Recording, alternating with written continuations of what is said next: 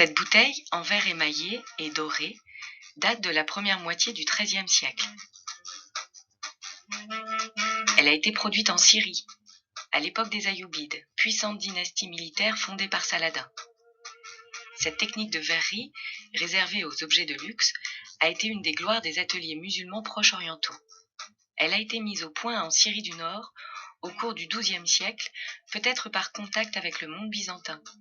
L'Égypte, qui faisait partie du territoire ayyoubide, l'adopte aussitôt. Très admiré en Méditerranée, ce procédé d'émaillage et de dorure ne sera maîtrisé qu'un siècle et demi plus tard par les verriers de Venise. Le décor de la bouteille reflète plusieurs courants culturels. Le col est entièrement tapissé de personnages chrétiens, prêtres et diacres. Leur figuration hiératique s'apparente à l'icône ou à l'enluminure byzantine.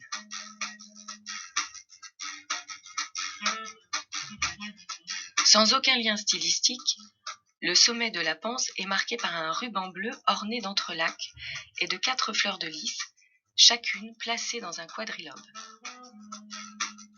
Le caractère de ce bandeau est tout à fait islamique. Les entrelacs sont faits de tiges végétales et de demi-feuilles stylisées. La fleur de lys à 3 pétales détachés est de type oriental. Ce motif apparaît sous les Zengides. Il servira d'emblème au sultan Kalaoun à l'époque des Mamelouks. Le second bandeau bleu qui entoure la base de la bouteille s'inscrit dans la même tradition.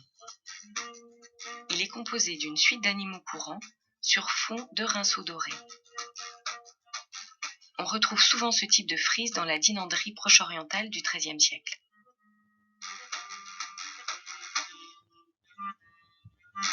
En fort contraste avec ces éléments, un vaste décor narratif se déploie sur la panse.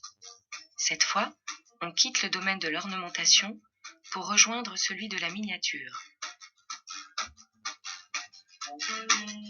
4 édifices religieux, églises ou couvents, habités par des clercs, sont séparés par 4 scènes agricoles.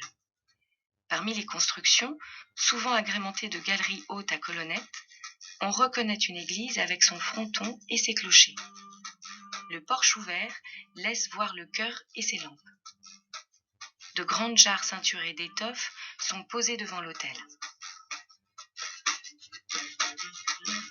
Les scènes agricoles sont diverses. Des personnages font tomber des dattes sur une couverture. Plus loin, une vigne est vendangée.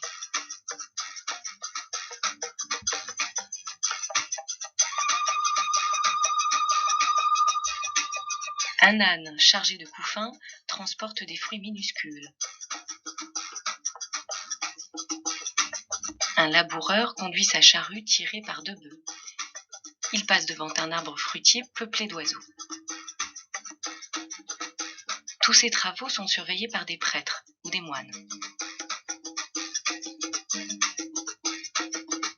À l'exception des 2 bandeaux bleus et du col, le décor est une illustration de la vie monastique. Cette particularité n'a rien de surprenant. Le Proche-Orient musulman abrite d'importantes communautés chrétiennes. Des thèmes, tirés de l'Évangile, apparaissent souvent dans la dinanderie incrustée et la verrerie émaillée du XIIIe siècle. On peut donc supposer que l'œuvre était destinée à l'abbé d'un riche monastère ou à un seigneur musulman ayant des chrétiens sous sa protection. Mais quel est le message de ce décor porté sur un objet de grand luxe ? On a souvent pensé que les scènes agricoles représentaient les 4 saisons de l'année, d'autant plus que le bandeau qui le couronne est divisé en 4 parties. La scène de labour évoquerait l'hiver, la vendange l'automne, les autres scènes le printemps et l'été.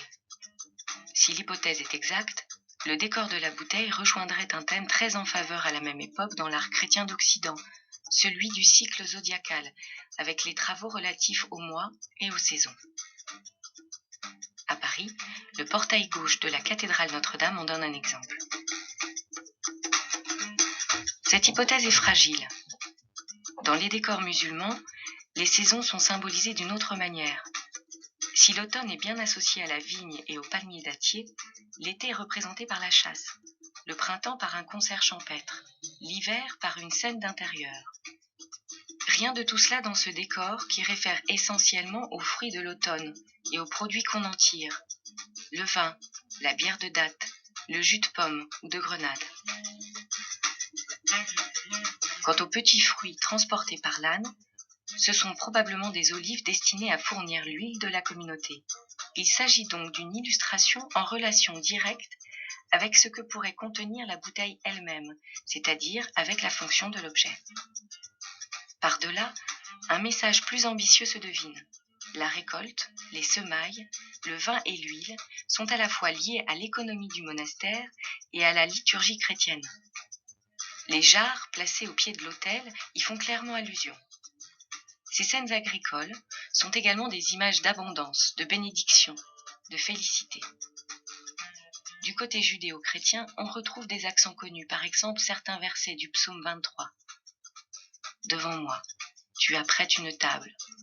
D'une onction, tu parfumes ma tête. Ma coupe déborde. Du côté arabe, une tradition poétique fort ancienne, probablement pré-islamique, fait du couvent chrétien un lieu de réconfort abrité du désert. Dans ce contexte, le jeune homme qui sert à boire, le diacre au beau visage, est souvent comparé à l'échanson du paradis. L'iconographie de la bouteille, tout en faisant référence au monde chrétien, a choisi de retracer une scène de la vie proche orientale qui soit parlante à tous et plaisante à chacun.